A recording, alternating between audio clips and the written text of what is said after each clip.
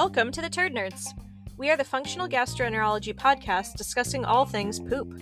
Before we take the plunge into today's episode, let us tell you a bit about ourselves. I'm Dr. Rebecca Sand, a naturopathic physician and acupuncturist, and I specialize in all things gastroenterology, hormones, and fertility. I'm Dr. Ami Kapadia, and I'm a medical doctor trained in family medicine and functional medicine with a special interest in gastrointestinal health, food and environmental allergies, and autoimmune disease. And I'm Dr. Ilana Gurevich, a naturopathic physician and acupuncturist who is board certified in naturopathic gastroenterology. I specialize in inflammatory bowel disease, IBS, and other functional digestive disorders. Let's jump into today's episode.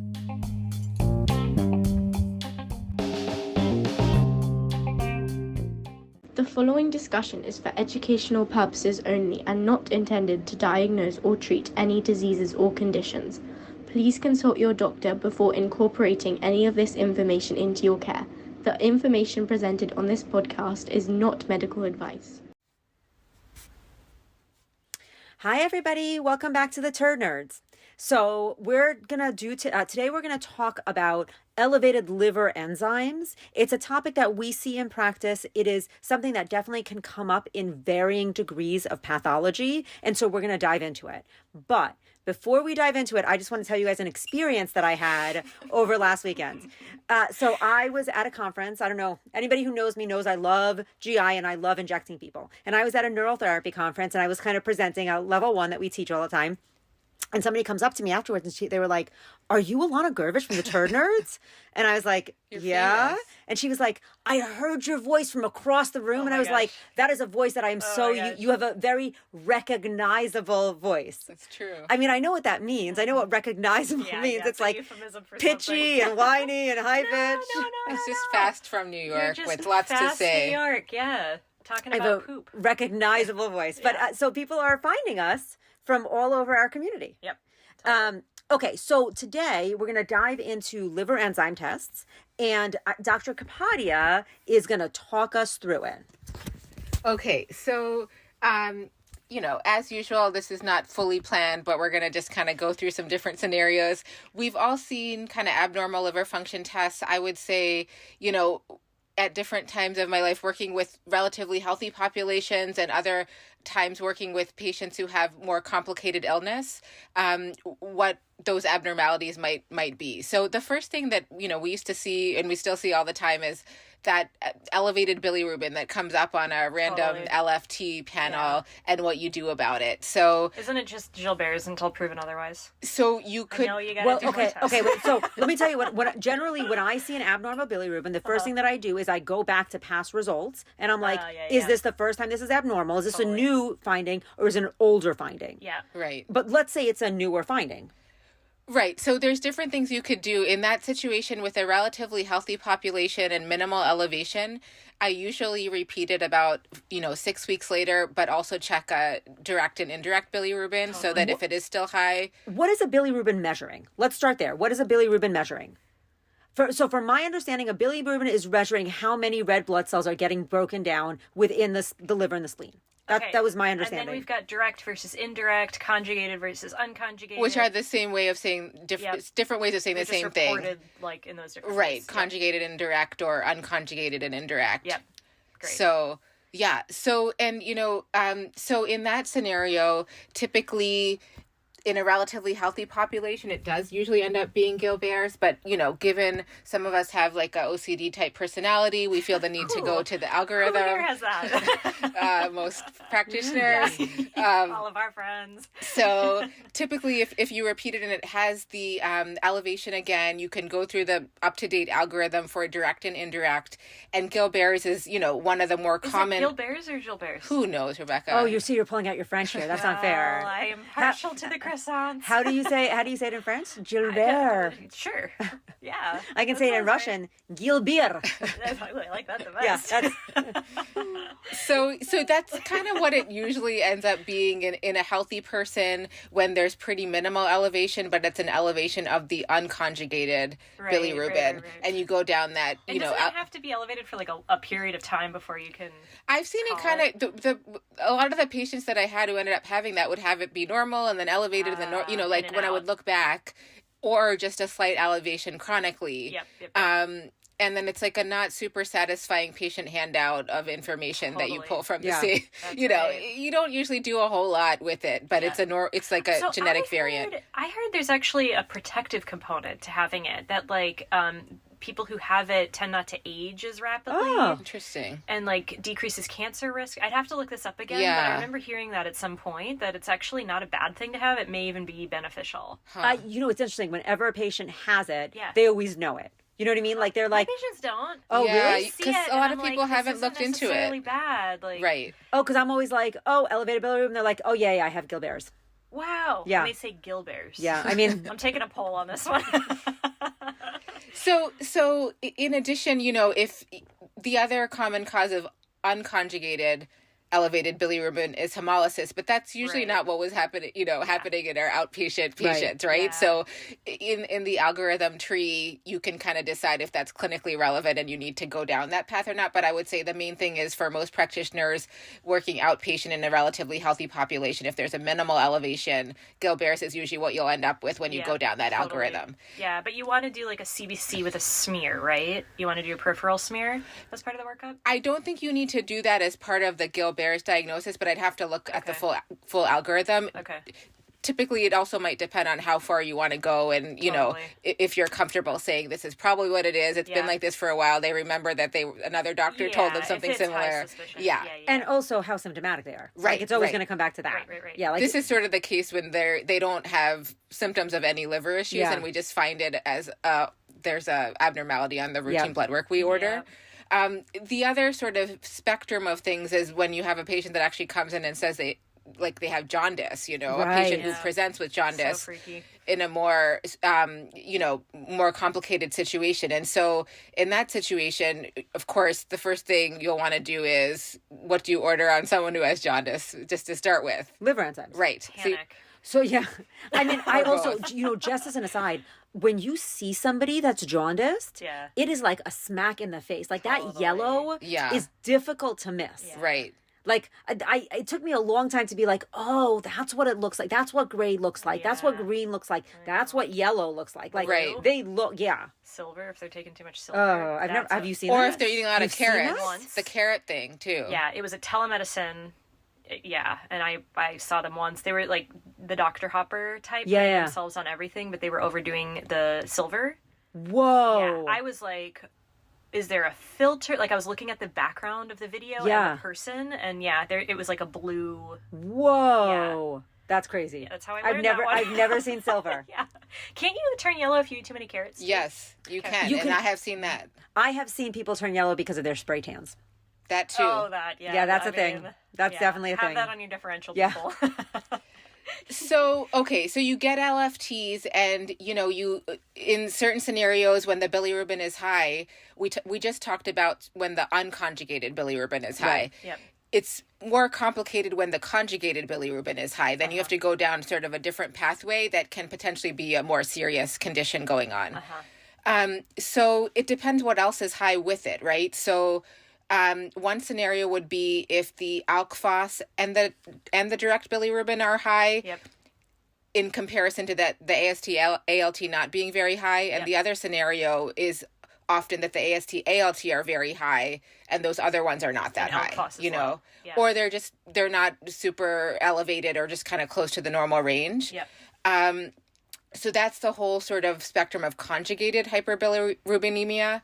And so in that one, the clues would be, again, if it's more the alk-phos and bilirubin versus the AST ALT being elevated. Okay, so differentiate between those. Do you see them all elevated?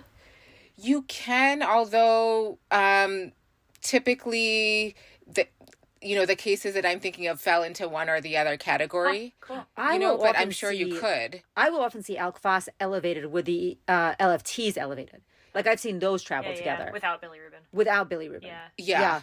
And then, we should, GGT is the other one that we should talk about. Yeah. To differentiate bone versus liver, right? So ideally you would get that on board too. And that does not come stock in a panel. No. You have to add the GGT. You have to add that on. You also, in my opinion, whenever I see an elevated alk-phos, I'm always going to isoenzyme it. Yeah. So alk-phos is liver, kidney, brain, placenta. Bone. And bone. Isn't it bone? Well, it's definitely bone. Yeah, it's definitely bone. Yeah. Does it break it down into all of those? The isoenzymes do. Those are the 5 isoenzymes. Like 3 in the lab. I generally say you order 5. Isoenzymes, you order 5 of them. Great. I will tell you a story that I had a woman who came in and her LFTs were normal, but her alk phos was very elevated, and so I was like, lab error. Okay, let's redraw this and let's isoenzyme the alk phos. And she had had a baby like 6 weeks prior, and she had placental markers up, and I was like, oh, so cool. I always forget about placenta. Totally. Is that a routinely available test? You have to call and reflex it? reflex it. You have to reflex it for isoenzymes. So you do that in addition to getting it. You don't just start with a GGT. So if something's funny, like if the alk phos comes on a CMP, right. if that's elevated, if the ALT is elevated, then I will reflex. I'll rerun the alk phos just to make sure it's not lab error with the reflex GGT. for isoenzymes and add the GGT. Okay. That's what I've typically only done the GGT with it, so that's good to know. Yeah. I don't know if that's always readily available to. I think it's definitely present in all of our standard national labs. Maybe I'm old now and it wasn't there when I started, so How I assume can it's you not be there. old, but like I'm everyone still is the 16? age that I was when I met them. That- That they yes. were when I I met know, them. isn't that wild? Yeah. Yes. It's Anyway, so weird. it's the same with labs. Yeah. If it wasn't available then, it's not available. I was on the phone with my girlfriend. She's like, I'm almost 50. And I was like, how can you be almost 50? And I'm 16. Yeah. It's true. I don't understand. Okay, so I would say another, of the we're in this conjugated hyperbilirubin area. In that realm, when the AST, ALT are elevated more predominantly, that's sort of like the hepatitis group, right? Which is, again, relatively something we'd see not infrequently in outpatient regular medicine from various causes, which you can list. Yeah. I mean, like, well, there is, let's also bring up the fact that liver disease is getting update right now, and we now label it differently. Yeah. Like, it's no longer NASH. It's now steatorrhea of the liver. No, wait. That would be fatty. Steatohepatosis of the liver. Well, I think it's always been steatohepatitis. Have they changed the NASH? They did change the NASH. Okay. I just can't Again, remember. these changes. It's metabolic liver disease. Oh, yeah. Sure. Yep. That's what it's called now. And that is Super common. present. Super Yeah. common. So common. So non-alcoholic fatty liver disease, I'm pretty sure is supposed to call metabolic. Okay, so it Which used to be makes sense. non-alcoholic steatohepatitis, so Yeah. now they want it to be metabolic. sense. Which It's makes more perfect specific. Yeah, sense. because it's Totally. metabolic causes. Right. And so the liver is getting a lot of promotion right now. It has good marketing.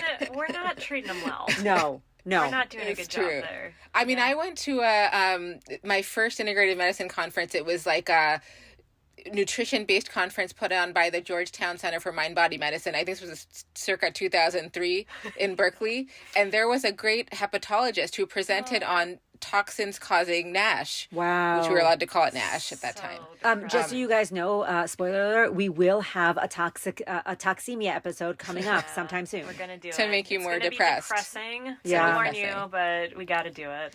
So, I mean, NASH, I'm just going to call it NASH for now. It's You probably sound- wrong. Is it going to be politically incorrect as well? Is someone to take offense? The liver will be offended. The liver might be Liver offended. definitely. Okay. Well, Yeah. I'm just going to, I can't make changes that quickly. It took me 3 months to get into the new car. Now I have to drive the new car.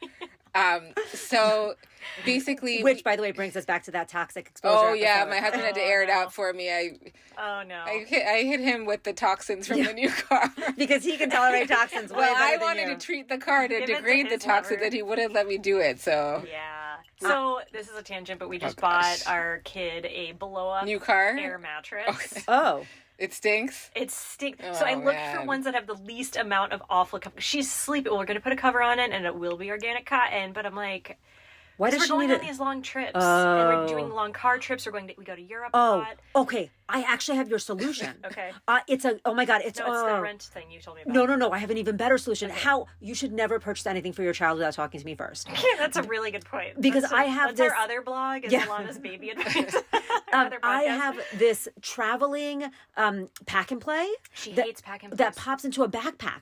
We've tried pack and Oh. plays. That's why we're resorting to this. 'cause Okay. It's either our bed or like a bed bed-ish thing. You know it's going to be your bed. We're going to try. We're going to try destroying her liver with plastic, but we're off-gassing it right now is the point of this story. You got to off-gas it for several days in the garage. According to Dr. Kapadia, in the sun for multiple days. Well, this car actually didn't take long to off-gas. Like, I've heard of people posting on our listservs, like, they're years in and their car. I'm like, what is going on? You're telling me that new car smell is... It's pretty much gone. We bought the car end of January. It is toxic. And it smells disgusting. Yes. What? And are you one of the people who likes it? Well, I like new cars. I know, but the smell is gross. It's like an association. I can't, new cars, I'm like... You lose 30% of the value as soon as you drop it off the lot. Fun. Why would you get a new car?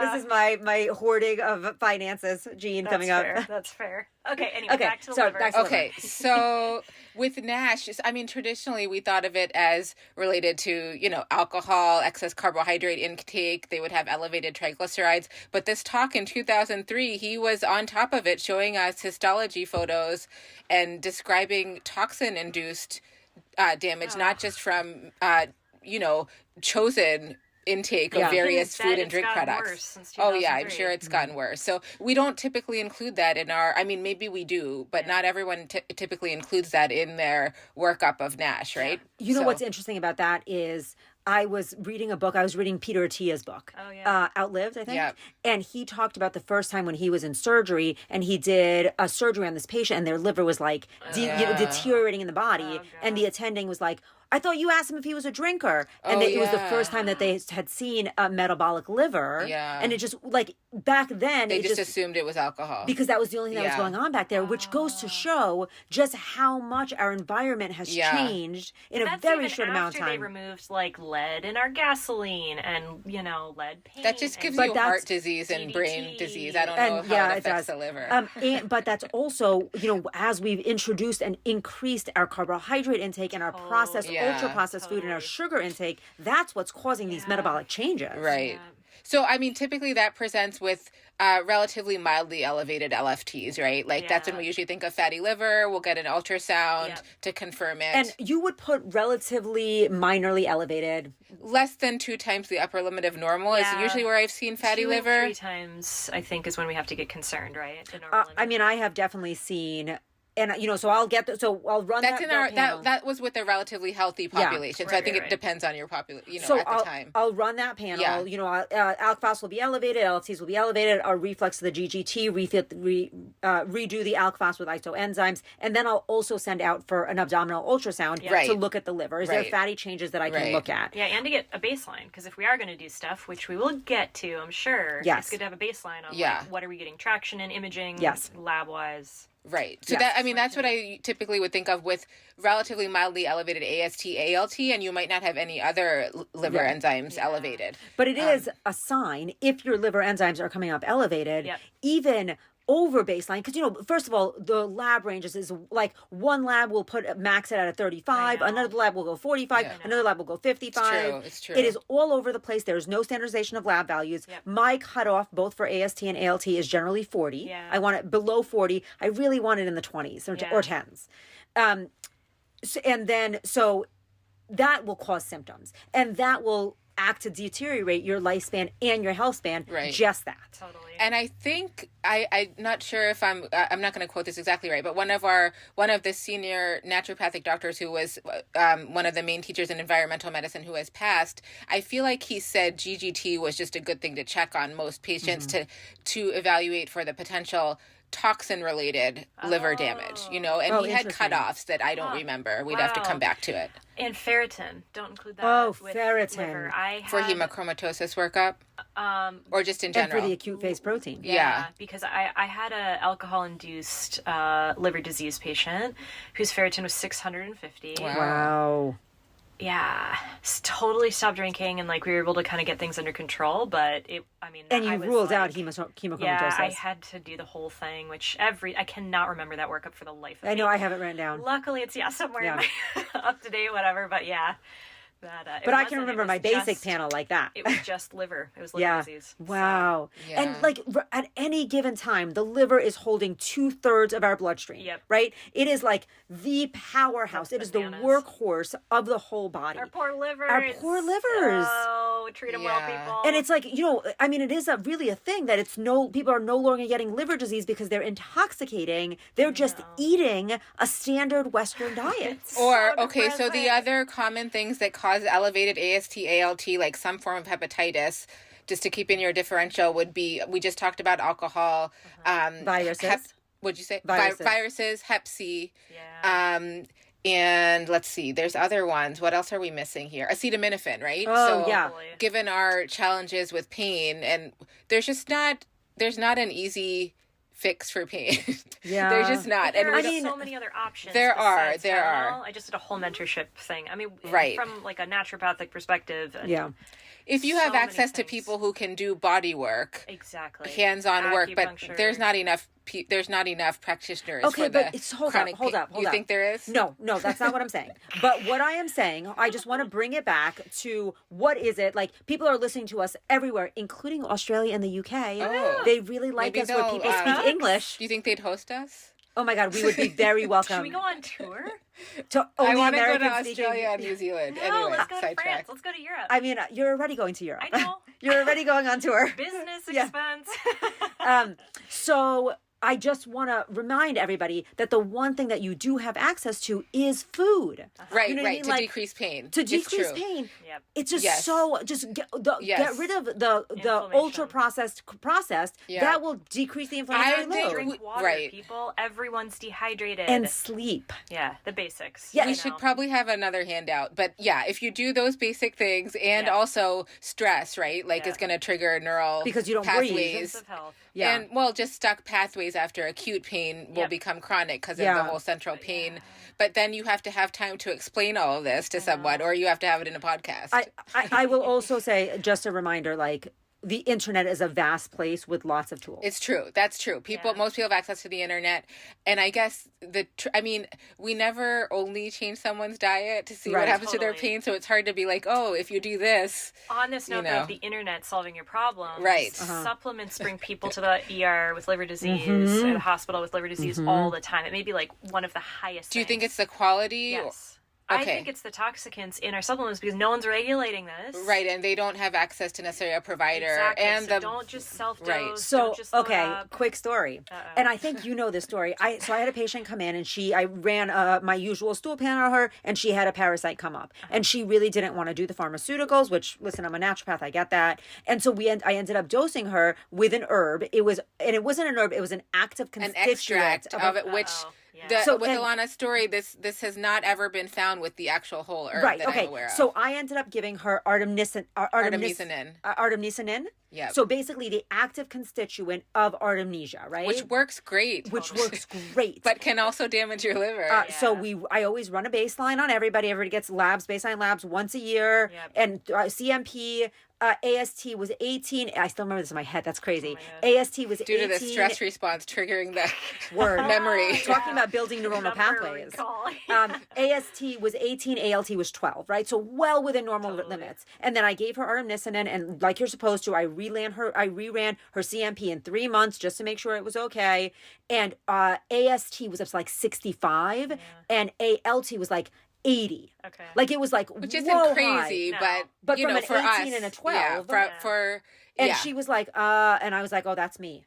And then so I pulled her off of it and it totally resolved itself. Yeah. But I was like, oh, this doesn't happen with whole herbs. But a lot of drugs I've asked for people right. I mean, but we're naturopaths. Totally. And I have asked again senior natural medicine practitioners at multiple conferences that I've surveyed on this. Yeah. They've told me that they've never seen a case of this happening with the whole herb artemisia. It was only when we did the extract. But also sourcing, like Chinese medicines are sort of famous for this. Yes, you have to use good Kava, quality. Like I try to put people on kava because it's a pelvic relaxant and it helps intravaginally or orally. Orally. Okay. But then they Google it, and it's just like toxicity. But where are we sourcing it? Is it being grown with a bunch of like runoff? Like I feel like once it gets that kind of advertised, like I'm scared to prescribe it to people. Such a good do you want to know that? So I was at a different conference. Clearly, I have no hobbies except for naturopathic gastroenterology and injections. I was at a different conference, and I was talking to Eric Yarnell, and my daughter was going through a bunch of anxiety. And it was just like a phase that she was in, and I was like, "What do you think about kava for children?" Yeah. And he was like, "If it's whole herb, I think it works great. Totally. I'm not worried." Yeah. And I was like, "Oh, I thought that made me feel free to like prescribe kava." Well, because he's written multiple textbooks, like right? multiple textbooks. But you got to be careful of the sourcing. Right. That's the thing. We have a lot of great sources that aren't that expensive, especially that are that also one we local. use for. Yeah, Eric Yarnell, by the way, has an herb company. I know, and it's awesome. Right. Yeah. It's awesome.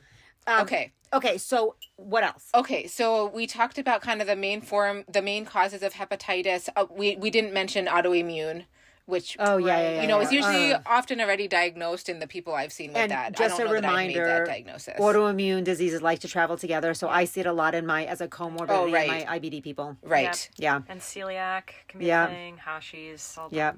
So that's kind of our differential when we're looking at people who have elevated AST, ALT, some form of hepatitis. The other scenario is when AST, ALT are just mildly elevated, or they might even be pretty normal, but then the alk phos and the direct bilirubin are elevated. Okay. Yep. That's when you think there's an obstruction going on somewhere. And it's either, and by the way, we're going to plug this great podcast that I love. It's called Symptom to Diagnosis. And I had to, in stress mode, listen to a couple of their episodes for patients that I had where I just needed to figure out what I was going to do. And it's a great podcast. It covers kind of they don't do it anymore, but they have a textbook. And in the podcast, it's just got these like gems and pearls from these two senior practicing internal medicine doctors. Symptom to diagnosis. Should we write a textbook? Yeah, let's do it next week because we got a lot of time. All of us. If you can stop going to conferences, Ilana. But I mean, ever since I finished residency, I miss having like someone. They're no longer twice my age, but they were twice my age with so much experience where I could be like, hey, what would you do with this? You know? But these two doctors are great, and they're pretty funny too. I really enjoy for nerdy medical people. It's a good podcast. It is a genre. Nerdy medical people. That is a genre. There are people. And for those of you who learn more by audio, like me, than have reading it over and over, I can just listen to it again. So what they say about the so obstruction, right? You're thinking obstruction. Wait. Elevated bilirubin, elevated alk phos. Yeah. Okay. So we need to image them? You need to image them, and then you need to figure out if the obstruction is, the imaging will help you with this. Is it in the liver or outside the liver, which the imaging will help you figure out. And what do we order for that? So that depends. It depends like what you have access to, and it depends on insurance, right? Mm-hmm. So if it's like a subacute situation, it's not like an emergency. Again, they're like, okay, they're eating and drinking. It's not, they don't have a fever. If they have a fever and obstruction, they need to go to the ER. But if they're doing okay and it's sort of a subacute process, you could just start with an ultrasound. I think the recording. We're going. I have it. And you could start with an ultrasound. That being said, as I was reminded from listening to that podcast, an MRCP is going to give you the best information for imaging. But that's not always accessible right off the bat. So I had been thinking to start with ultrasound or CT for the patient or two that I was evaluating. And I ended up starting with an ultrasound just because that's what I could get. And did you find the obstruction?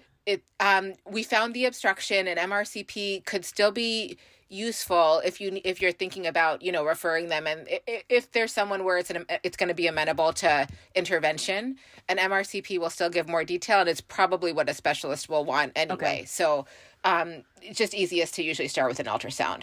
At what point would you just send to hepatology or gastro? I mean, it's so long. It takes so long to get in with everyone, everywhere, right? Like this is just. I mean, if you feel comfortable and it's in your scope, just start the process while you're making the referral. I mean, this just was in my head for when I was referring someone to GI, and I asked them, "Do you want me to order imaging or just wait till you see them?" And since I didn't hear back yet, and several days had passed, I was like, I should probably just order the imaging. I mean, they're probably going to want it, but even if they do endoscopy and colonoscopy, them at the very least. And then do you order you have to go through. And it would speed up the referral. Yeah, exactly. Like if something comes up, that speeds up the referral process. And by the way, do you guys always order IV and oral contrast with and without? Do you know what they want usually? Because I don't. I do it up to date. I do it up to date. I also, at this point, I'm also parcuing my patients about what it means about doing linear contrast versus cyclic contrast, what's safe, what's not, what. But for general GI pathology, do you know what the GI doctors want or usually order? I feel comfortable ordering the ultrasound. If I'm ordering the CT or MRI, which I don't like to do. Right, but usually have to do because it's going to take a while to get in. I'll see whatever UpToDate says. For the diagnosis you're looking for? Okay, because sometimes you don't know what exactly you're looking for. For my differential. Yeah. Okay. That was anything else? I'm sure there's more, but I think that was most of it. We have all the treatments and stuff. But yeah, we're going to have to talk a lot more, but the basic things were sort of, so I'm going to kind of recap because it's kind of a I just have always found this to be a... Can I recap? You go ahead. Okay, and can I recap you correct? Because I feel like you did just drop a whole liver bomb on me. That's true.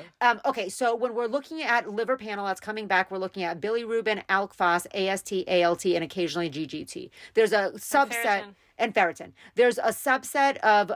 if you have an elevated bilirubin, elevated ALK phos, you start thinking obstruction. If you have elevated liver enzymes, AST, ALT, maybe GGT, you're thinking more of a hepatitis-like picture. Then you're going to punt to either viral or iatrogenic or pharmaceutical or supplement-induced. Imaging, it depends on the diagnosis you're thinking about.